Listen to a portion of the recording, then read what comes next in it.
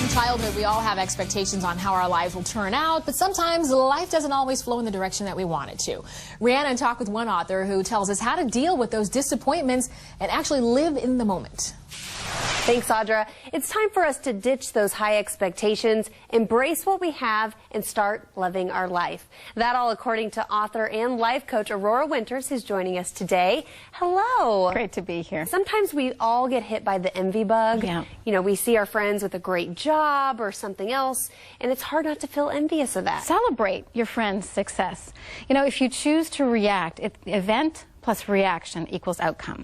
If you choose to react by being bitter or envious, you're not going to have a good outcome. You're not going to be happy. But if you choose to react by saying, how can I make the best of this? What is this telling me? Then you're going to have the keys to being happier. No one likes that jealous friend either. No, no. And no one wants to be that person. Right. Okay, we've all had those huge disappointments in life. What are some tips for us to bounce back? The first tip is don't take it so personally. Everybody has disappointments, whether they're huge or whether they're small. We have them daily. Daily. Whether you're disappointed that you got filed for divorce papers or disappointed you didn't get an engagement ring or whatever it might be.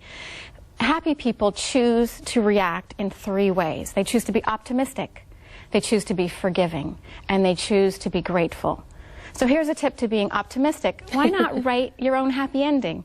You know, we need to let go of hurts and resentments so that we can live fully in the present moment. That can be maybe the hardest one. Yeah, it can be the hardest one. But here's a tip. The key to forgiveness is just learn to give up the hope for a different or better yesterday. Yesterday's not going to change, so you can do that.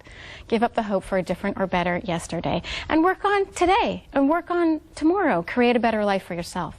And in your book, From Heartbreak to Happiness, you actually talk about moving on from a broken heart. This can be one of the most devastating things, and you actually talk from personal experience in your book. From Heartbreak to Happiness is my intimate diary of healing after my husband died suddenly at the age of 33, and our son was 4.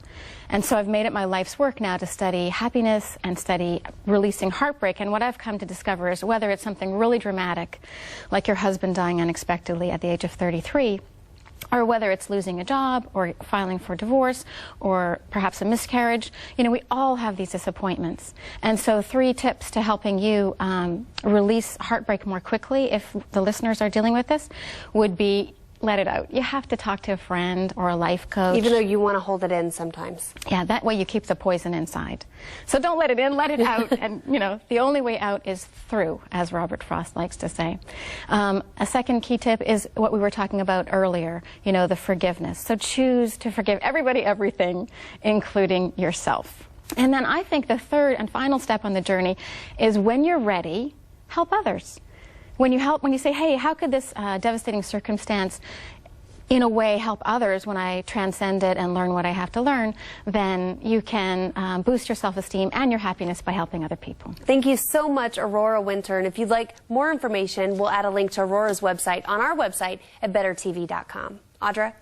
Thanks a lot, Rhiannon. And if you guys would like to pick up Aurora's book called From Heartbreak to Happiness, it is available on Amazon.